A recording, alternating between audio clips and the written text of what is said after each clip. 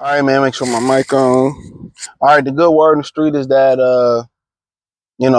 and Gary Russell had already, called out Lamont Roach. They had some lip boxing going back and forth, I think, because Gary made some comments before the first Tank fight that he didn't think Roach was like that, I'm paraphrasing. And after the fight, Roach did his thing, and now Gary's calling out Roach. Now, basically, what's the rumor is, what's said behind the scenes is that PBC had no ambitions on actually, making Tank and Roach too. You know, um, so they never was making that fight. I mean, after the fight, Gervonta Davis said it himself that he don't think a rematch is gonna happen next.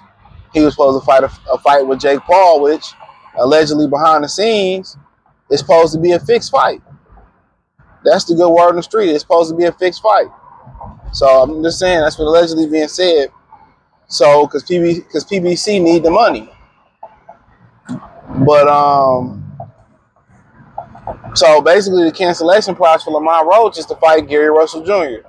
Now that ain't gonna bring a lot of money to the table, and maybe they might just pay him what he was already getting paid versus Tank, and pay Gary what he won, and I believe Roach is still a champion at 130. They probably gonna fight at 130 again, which is dangerous for Roach to squeeze back down to 130 when he looks so good at 35. But if they paying you and you don't have no other options, I mean, Gary Russell damn near fight with one arm. That lead shoulder, that's a big deal. That's his lead shoulder. So honestly, if they paying you and you can get past Gary Russell, I mean, maybe there'll be some bigger fights with Turkey Al-Sheikh on the horizon. But they never planned on putting Tank back in there. And guess what? Tank never planned on getting back in there. I told y'all, the very same jackets that y'all put on the fighters y'all don't like Terrence Crawford and Devin Haney, the very same things y'all say about them, it need to be said about these other fighters. It need to be said about Gervonta. It need to be said about Gervonta Davis, and a lot of these dudes are straight up cowards. A lot of these dudes are straight up cowards. That's what it is. A lot of these dudes are straight up cowards. But y'all protect the cowards. Y'all gonna let them get in. And I think people starting to wake up looking at my comment section. A lot of people starting to say, yeah, Tank a little hoe ass nigga. Like I'm hearing it. I'm seeing a lot of people that was pro Tank, and it took y'all long to see it. I don't see why people don't look at shit for what it is. That's my thing. I don't really understand why people don't look at stuff for what it is. People continue to don't look at stuff for what it truly is, man. They look at it, they don't look at it, they don't call a spade a spade. They give these guys the benefit of the doubt. But let's throw it on the floor, to be honest, man. Let's be 100% truthful about what's going on with this guy, man. This guy, he's told y'all every step of the way, he told y'all that he ain't fighting this guy, he ain't doing this, he ain't doing that. He don't have the heart to be a fighter. But a lot of y'all gravitate towards that because y'all don't have the heart to be a fighter neither. Y'all don't have a code neither. If somebody smacked you upside your head, most of y'all would just stand there or y'all would take flight. So let's keep it real. More of y'all can identify with Gervonta Davis than y'all can identify with a real fighter. Same shit with Errol Spence. All the sassy and punk ass shit that he said over the years that everybody latched on to. You already knew the way he was moving that he wasn't like that. He knew he was manufactured. He knew he wasn't really like that. Most of the PBC fighters know they was manufactured. They were match made to be what they are right now. They not built like that. They're not built like the man of steel. They built like the man of cotton, the man of silk. Oh, freak me baby niggas, man. We know that. But most of y'all y'all can identify with that. Y'all don't like the truth. That's what be killing me as a heterosexual man, and you don't like the truth. That's kind of suspect to me. Because why can't you take the truth? I understand a child or a teenager or a young man, but as a grown man, y'all sit here living behind lies. Y'all not holding other men accountable. Like, why don't people that understand boxing hold him accountable for rematching Lamont Roach, hold him accountable to fight Devin Haney, hold him accountable to fight Shakur Stevenson. He always can criticize. He always can criticize these guys and say how weak and terrible they is when they lose this, but he would never get in the ring with them.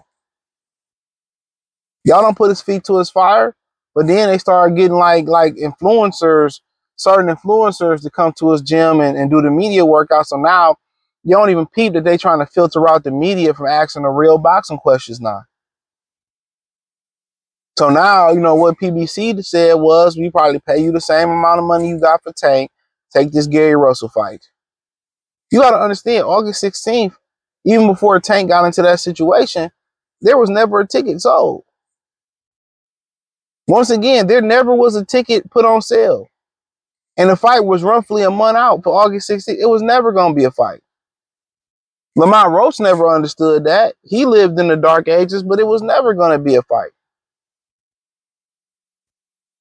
It was never going to be the survival of the fittest. They were never going to lip wrestle a ton or a fight or nothing. It was going to never, nothing.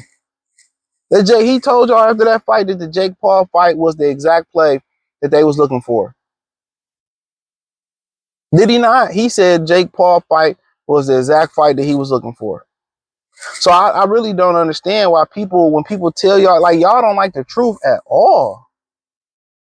Ain't that crazy? Like, somebody will tell you the truth, but y'all are still like not believe them or not take it for what it is, which is the truth. I legit don't understand it.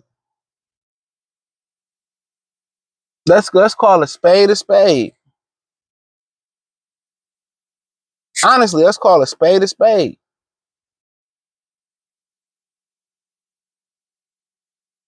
Let's call it what it is. He telling y'all that, you know, I don't even like the fight and all that, but Lamont and Gary, I mean, the only trouble that Lamont really should have is cutting down the weight.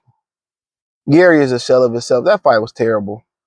He looked old. He looked like he moved up in weight. It looked like he ain't been active. I would just jab that left shoulder. I'd punch that motherfucker every time I got a chance. Gary Russell at 38 years old is a never was. You know, he's a folktale story. How prime A be or how good how good could he have been? That's how motherfucker he was. How good he fought Loma, his whole career stopped. Cool, and now he fought once a year. I mean, he's one of those guys who's very, very talented fighter. He's a very, very talented fighter, but at the end of the day, he's a dude that he don't want, he don't love boxing. He don't love boxing. Because to fight once a year the way he did and then ask for all this money that he was asking for, like, nigga, you never was worth that. Coming out the amateurs you would, but you didn't win the gold medal. You got sick or hurt in the like he thinks he above. He thinks he's better than what he is. Even at 38 years old, that confidence, a lot of fighters can use his confidence. The confidence that Gary Russell got, a lot of fighters can use that confidence. But at the end of the day, he's a has-been. That's just what it boiled down to. He was never was. Never was.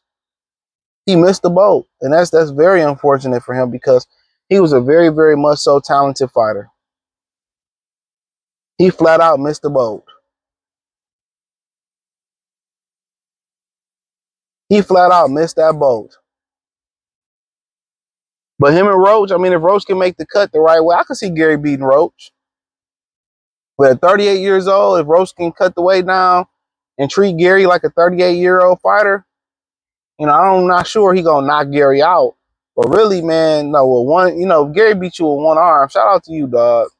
Shout out to Gary, bro. If he beat him with one arm, but I mean, Gary get a title shot, opportunity to be a two-time champion, but at 38 years old, it's over with.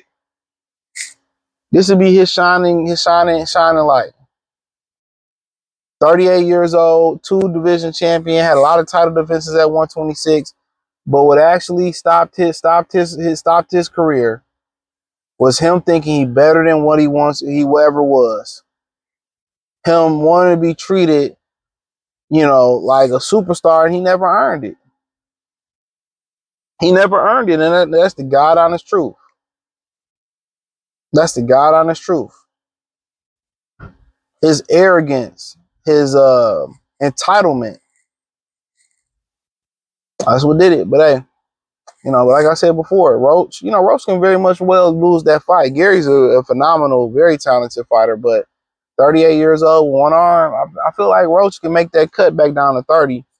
He should pack him up if the rumors are true. So, thumbs up the video, share the video, subscribe to the channel. And the subscribe button is the bell icon button. Hit all notifications, increase your chance, get notifications. We go live or drop video.